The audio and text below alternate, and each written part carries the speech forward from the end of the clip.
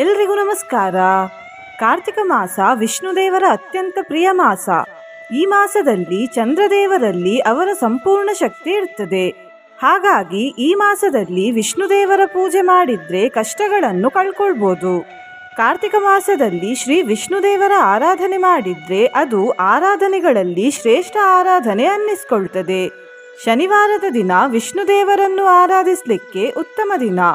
ಹಾಗಾಗಿ ಕಾರ್ತಿಕ ಶನಿವಾರದ ದಿನ ಈ ಶಕ್ತಿಶಾಲಿ ಅನಂತ ಪದ್ಮನಾಭ ದೇವರ ಮಂತ್ರವನ್ನು ಶುದ್ಧ ಮನಸ್ಸು ಹಾಗೂ ಭಕ್ತಿಯಿಂದ ಕೇಳಿದ್ರೆ ನಿತ್ಯ ಮಂಗಳ ಅಂದ್ರೆ ಸದಾ ಶುಭ ಫಲಗಳೇ ಪ್ರಾಪ್ತಿಯಾಗ್ತವೆ.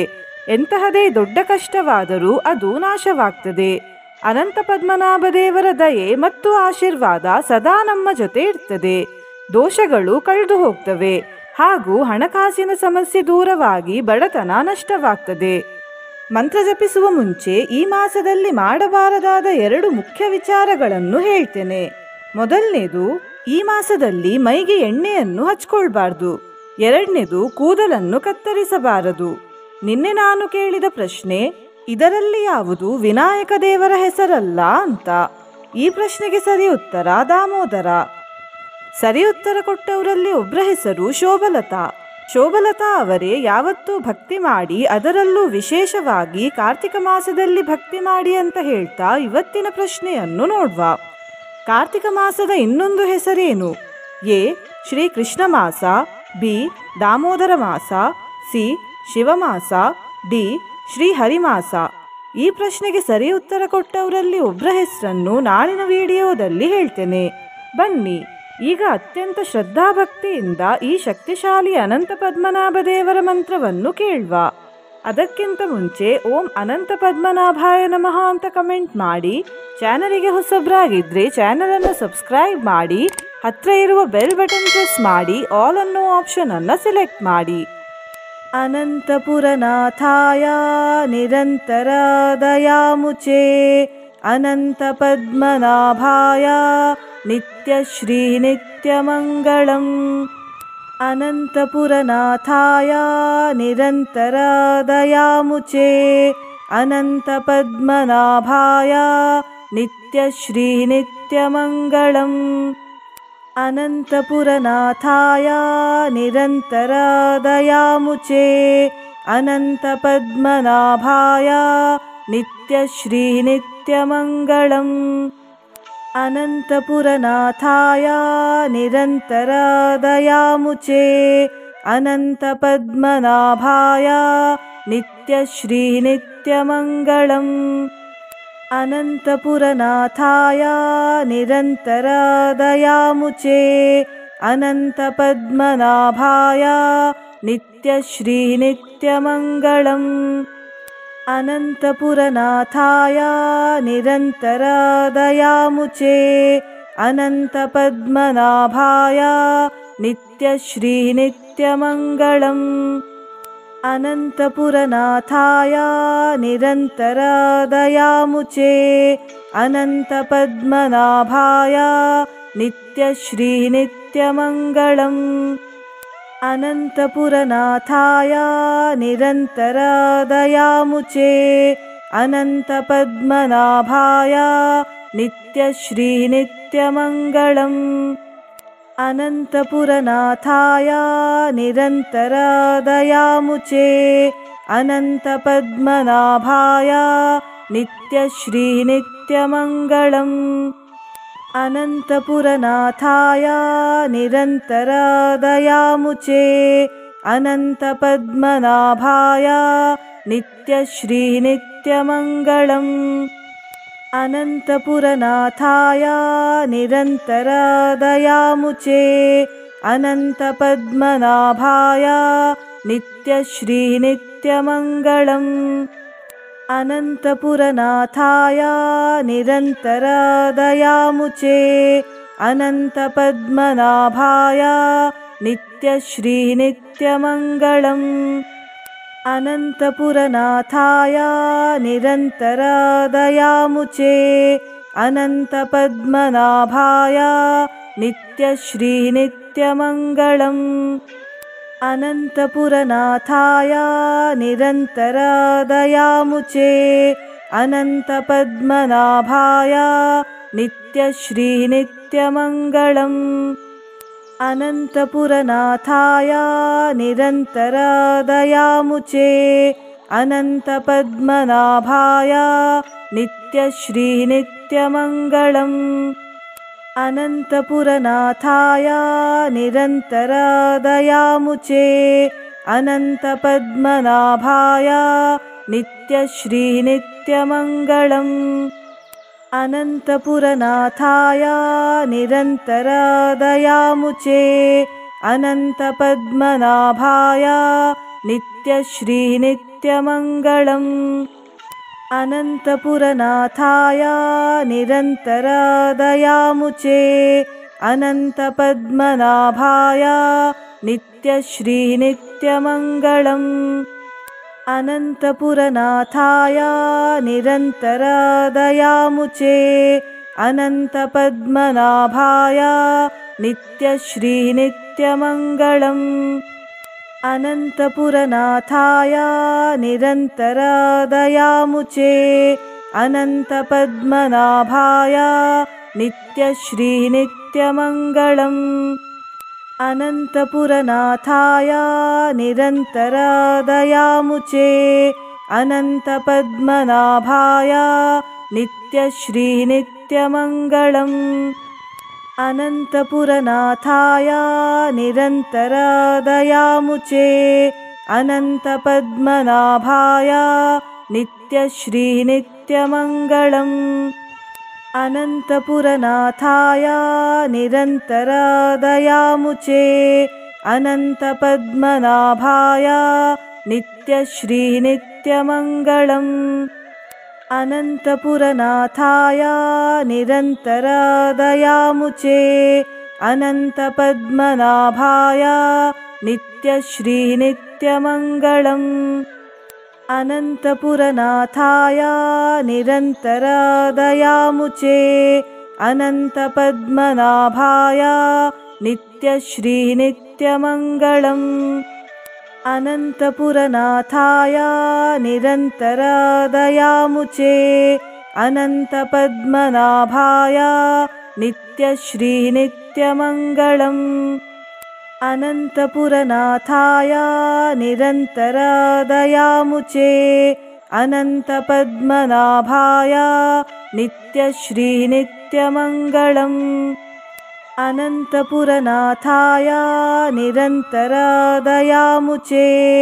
अनन्तपद्मनाभाय नित्यश्री नित्यमङ्गलम् अनन्तपुरनाथाय निरन्तरदयामुचे अनन्तपद्मनाभाय नित्यश्री नित्यमङ्गलम् अनन्तपुरनाथाय निरन्तरदयामुचे अनन्तपद्मनाभाय नित्यश्री नित्यमङ्गलम् अनन्तपुरनाथाय निरन्तरदयामुचे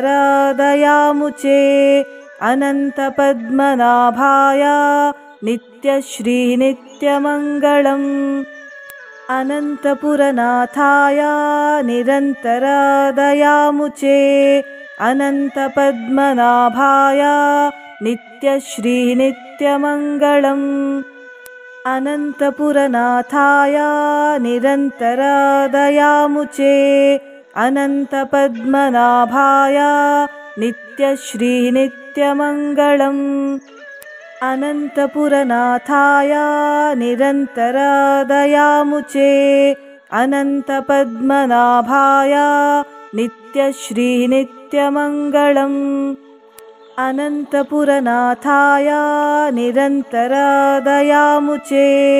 अनन्तपद्मनाभाय नित्यश्री नित्यमङ्गलम् अनन्तपुरनाथाय निरन्तरदयामुचे अनन्तपद्मनाभाय नित्यश्री नित्यमङ्गलम् अनन्तपुरनाथाय निरन्तरदयामुचे अनन्तपद्मनाभाय नित्यश्री नित्यमङ्गलम् अनन्तपुरनाथाय निरन्तरदयामुचे अनन्तपद्मनाभाय नित्यश्रीनित्यमङ्गलम् अनन्तपुरनाथाय निरन्तरदयामुचे अनन्तपद्मनाभाय नित्यश्रीनित्यमङ्गलम् अनन्तपुरनाथाय निरन्तरदयामुचे अनन्तपद्मनाभाय नित्यश्रीनित्यमङ्गलम् अनन्तपुरनाथाय निरन्तरदयामुचे अनन्तपद्मनाभाय नित्यश्रीनित्यमङ्गलम् अनन्तपुरनाथाय निरन्तरदयामुचे अनन्तपद्मनाभाय नित्यश्रीनित्यमङ्गलम् अनन्तपुरनाथाय निरन्तरदयामुचे अनन्तपद्मनाभाय नित्यश्रीनित्यमङ्गलम् अनन्तपुरनाथाय निरन्तरदयामुचे अनन्तपद्मनाभाय नित्यश्रीनित्यमङ्गलम् अनन्तपुरनाथाय निरन्तरदयामुचे अनन्तपद्मनाभाय नित्यश्रीनित्यमङ्गलम् अनन्तपुरनाथाय निरन्तरदयामुचे अनन्तपद्मनाभाय नित्यश्रीनित्यमङ्गलम् अनन्तपुरनाथाय निरन्तरदयामुचे अनन्तपद्मनाभाय नित्यश्रीनित्यमङ्गलम् अनन्तपुरनाथाय निरन्तरदयामुचे अनन्तपद्मनाभाय नित्यश्रीनित्यमङ्गलम् अनन्तपुरनाथाय निरन्तरदयामुचे अनन्तपद्मनाभाय नित्यश्रीनित्यमङ्गलम् अनन्तपुरनाथाय निरन्तरदयामुचे अनन्तपद्मनाभाय नित्यश्रीनित्यमङ्गलम् अनन्तपुरनाथाय निरन्तरदयामुचे अनन्तपद्मनाभाय नित्यश्रीनित्यमङ्गलम् अनन्तपुरनाथाय निरन्तरदयामुचे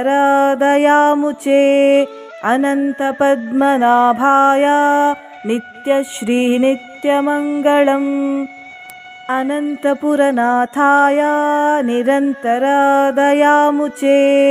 अनन्तपद्मनाभाय नित्यश्रीनित्यमङ्गलम् अनन्तपुरनाथाय निरन्तरदयामुचे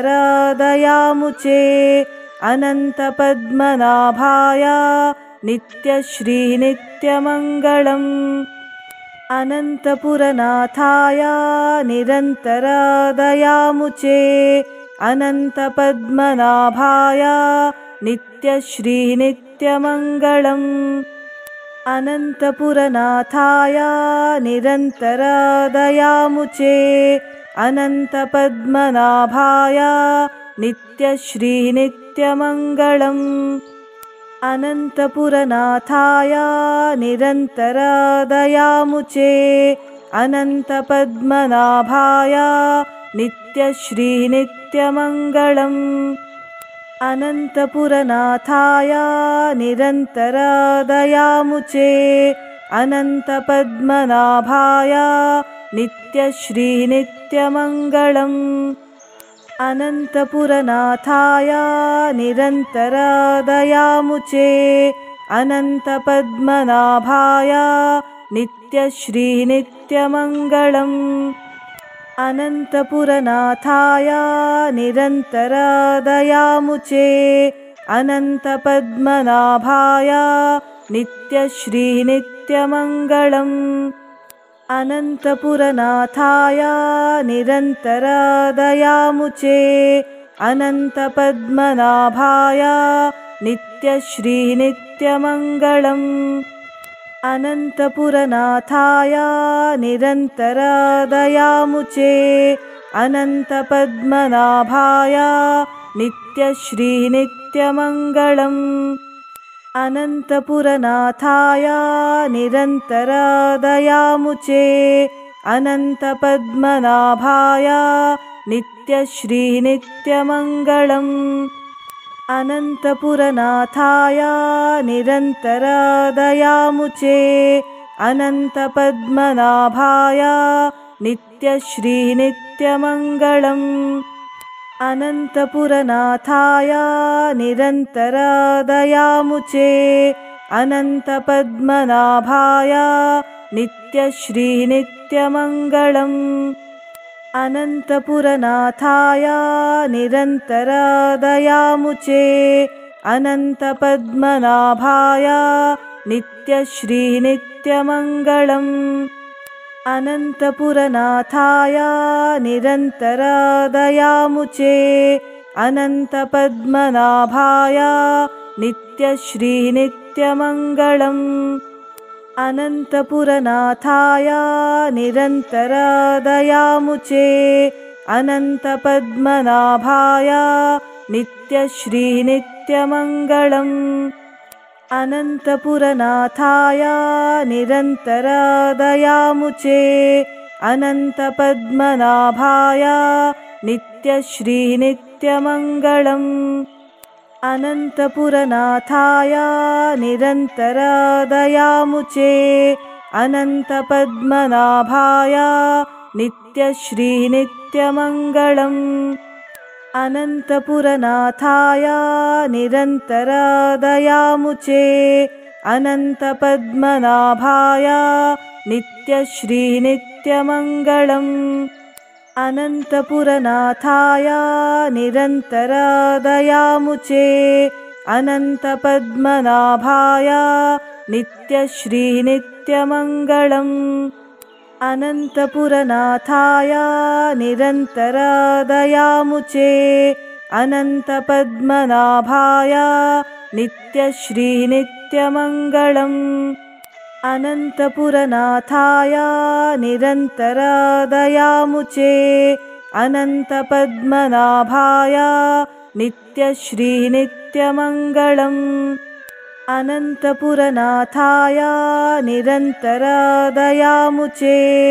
अनन्तपद्मनाभाय नित्यश्रीनित्यमङ्गलम् अनन्तपुरनाथाय निरन्तरदयामुचे अनन्तपद्मनाभाय नित्यश्रीनित्यमङ्गलम् अनन्तपुरनाथाय निरन्तरदयामुचे अनन्तपद्मनाभाय नित्यश्रीनित्यमङ्गलम् अनन्तपुरनाथाय निरन्तरदयामुचे अनन्तपद्मनाभाय नित्यश्रीनित्यमङ्गलम् अनन्तपुरनाथाय निरन्तरदयामुचे अनन्तपद्मनाभाय नित्यश्रीनित्यमङ्गलम् अनन्तपुरनाथाय निरन्तरदयामुचे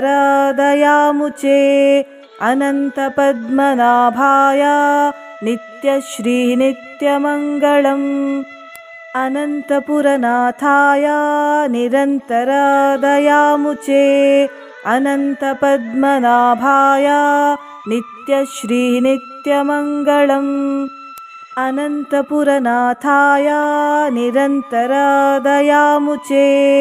अनन्तपद्मनाभाय नित्यश्रीनित्यमङ्गलम् अनन्तपुरनाथाय निरन्तरदयामुचे अनन्तपद्मनाभाय नित्यश्रीनित्यमङ्गलम् अनन्तपुरनाथाय निरन्तरदयामुचे अनन्तपद्मनाभाय नित्यश्रीनित्यमङ्गलम् अनन्तपुरनाथाय निरन्तरदयामुचे अनन्तपद्मनाभाय नित्यश्रीनित्यमङ्गलम् नित्यमङ्गलम् अनन्तपुरनाथाय निरन्तरदयामुचे अनन्तपद्मनाभाय नित्यश्रीनित्यमङ्गलम् अनन्तपुरनाथाय निरन्तरदयामुचे अनन्तपद्मनाभाय नित्यश्रीनित्यमङ्गलम् अनन्तपुरनाथाय निरन्तरदयामुचे अनन्तपद्मनाभाय नित्यश्रीनित्यमङ्गलम् अनन्तपुरनाथाय निरन्तरदयामुचे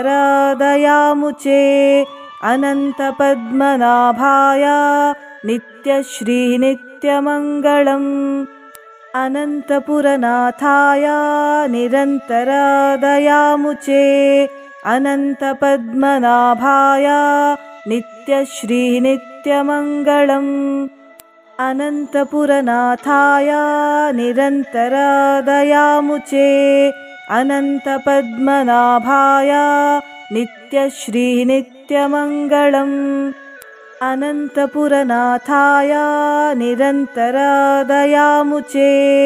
अनन्तपद्मनाभाय नित्यश्रीनित्यमङ्गलम् अनन्तपुरनाथाय निरन्तरदयामुचे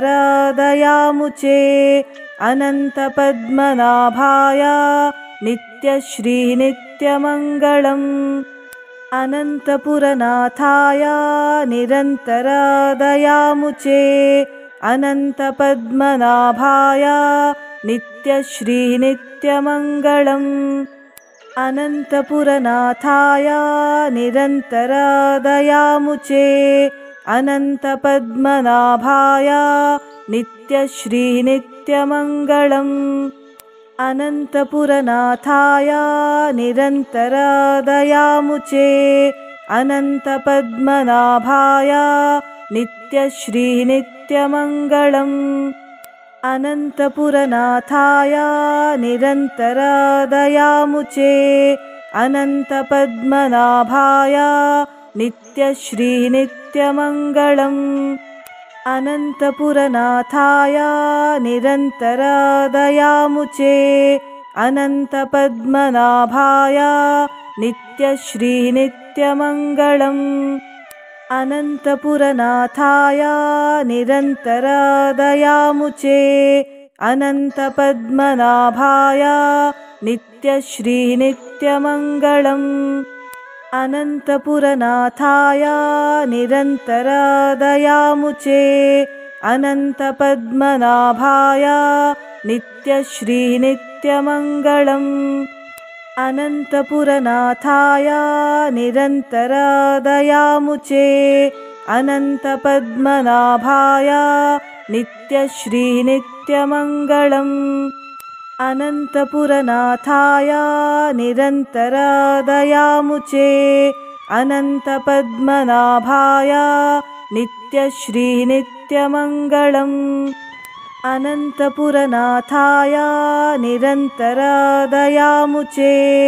अनन्तपद्मनाभाय नित्यश्रीनित्यमङ्गलम् अनन्तपुरनाथाय निरन्तरदयामुचे अनन्तपद्मनाभाय नित्यश्रीनित्यमङ्गलम् अनन्तपुरनाथाय निरन्तरदयामुचे अनन्तपद्मनाभाय नित्यश्रीनित्यमङ्गलम् अनन्तपुरनाथाय निरन्तरदयामुचे अनन्तपद्मनाभाय नित्यश्रीनित्यमङ्गलम् अनन्तपुरनाथाय निरन्तरदयामुचे अनन्तपद्मनाभाय नित्यश्रीनित्यमङ्गलम् अनन्तपुरनाथाय निरन्तरदयामुचे अनन्तपद्मनाभाय नित्यश्रीनित्यमङ्गलम्। ಧನ್ಯವಾದಗಳು।